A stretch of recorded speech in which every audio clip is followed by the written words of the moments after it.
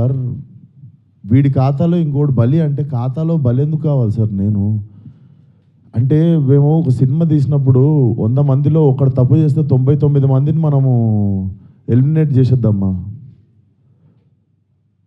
అంటే నాకు ఒక రకంగా కూడా అనిపించేది ఏంటంటే అంటే సినిమా వాళ్ళు అంటే ఒక టైంకి చాలా ఈజీ టార్గెట్ అయిపోతామా, అలా తీసి పాడేసి అంత అంటే చాలా చులకన అయిపోతామా, సంబంధం లేనిది వచ్చి అంటేసుకుంటుంది మాకు, దానికి మేము సమాధానం చెప్తుంటాము. ఆ వ్యక్తి అది మాట్లాడినప్పుడు ఆ వ్యక్తి అనుభవం అంత ఉండదు సార్. నా వయసు నాది 29, 30 వస్తే మార్చి వస్తే ఆ వ్యక్తి అది మాట్లాడుతున్నప్పుడు నేను కానీ ప్రొడ్యూసర్ గారు కానీ చిరంజీవి గారు వస్తున్నారంటే రిసీవ్ చేసుకోవడానికి బయటికి వెళ్ళాము. తిరిగి వచ్చాము, ఈవెంట్ అయిపోయింది. ఇంటికి వెళ్ళేదాకా మాకు తెలియదు ఈ వ్యక్తి స్టేజ్ మీద ఏం మాట్లాడాడు.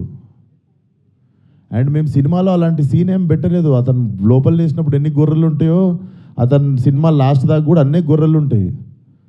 అండ్ మాకు అతను మాట్లాడిన దానికి సినిమాకి వీటికి ఏం సంబంధం లేదు. మీరు అతని మీద కోపం మా సినిమా మీద చూపించడము, ముఖ్యంగా చాలామంది కష్టపడ్డాం సార్ ఈ సినిమాకి. అట్లా సినిమా రాకముందే చంపేయకండి. అండ్ మరీ అంత చిన్న అంత చులకనగా నాకు అర్థం కావట్లేదు ఏం మాట్లాడారు. బాయ్కాట్లు వేయాలని 25 ట్వీట్లు ఏంటండి, 25,000 ట్వీట్లు ఏంటండి? మీకు ఈ టైంలో నేను ఒక్కసారి మిమ్మల్ని అడుగుతున్నా, జరిగింది ఎంత కరెక్ట్ అంటారో మీరే చెప్పండి సార్. ఇక్కడ చాలామంది ఉన్నారు. మీరు ఆయన మాట్లాడిన దానికి మీరు చెప్పండి సార్. మా సినిమా బాయ్కాట్ అని చెప్పి 25,000 ట్వీట్లు వేయడం కరెక్టా? మీరు ఒక్కసారి చెప్పండి సార్. అదే సార్, ఇప్పుడు ఈవెంట్లో ఇప్పుడు అందరికీ నేను ఇంట్లో కూర్చొని వాళ్ళ స్కూల్ ఫీజు నేను కట్టి వాళ్ళకి సంస్కారం నేర్పించలేదు కదా సార్. నేను వాళ్ళు ఏం మాట్లాడతారు అనేది మన కంట్రోల్లో ఉండదు కదా సార్. అవును సార్, అతనికి నేను నేర్పిస్తానా? అతనికి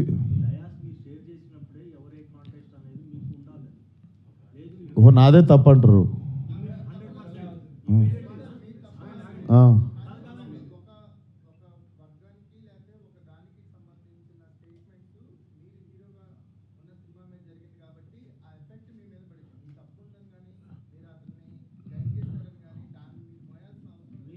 నేను అదే అంటున్నా, నేను కానీ ఇప్పుడు నా మీద పడింది కదా. అది నేను ఇప్పుడే చెప్తున్నా కదా సార్. మేము చిరంజీవి గారిని రిసీవ్ చేసుకోవడానికి వెళ్ళాం. మేము కూడా ఇంటికి వెళ్ళిన తర్వాత చూసాము. మీరు నేను చెప్పింది అబద్ధం అయితే పోయి ఈవెంట్ వీడియో చూసుకోండి. అతను మాట్లాడినప్పుడు మా మీద కెమెరా లేదు, ఎందుకంటే మేము లేము అక్కడ. నేను సావు గారు రిసీవ్ చేసుకోవడానికి వెళ్ళాం. మీకు తెలుసు ఎంత గోలగోలగా ఉంటుందో ఈవెంట్ అయిపోయింది, ఇంటికి వెళ్ళిపోయాము. ఇంటికి వెళ్ళిపోయిన తర్వాత చూసి షాక్, ఇది ఆయన ఎప్పుడు మాట్లాడండి, ఇది అసలు ఇవన్నీ ఎప్పుడు జరిగినాయి అని మేము షాకు. ఎందుకంటే ఈవెంట్ అయిపోయిన తర్వాత మేము కూర్చొని డిన్నర్ చేస్తున్నాము, అంత అయిపోయింది. ఇంటికి వెళ్ళిపోయిన తర్వాత సడన్గా ఈ హ్యాష్ ట్యాగ్ చూసి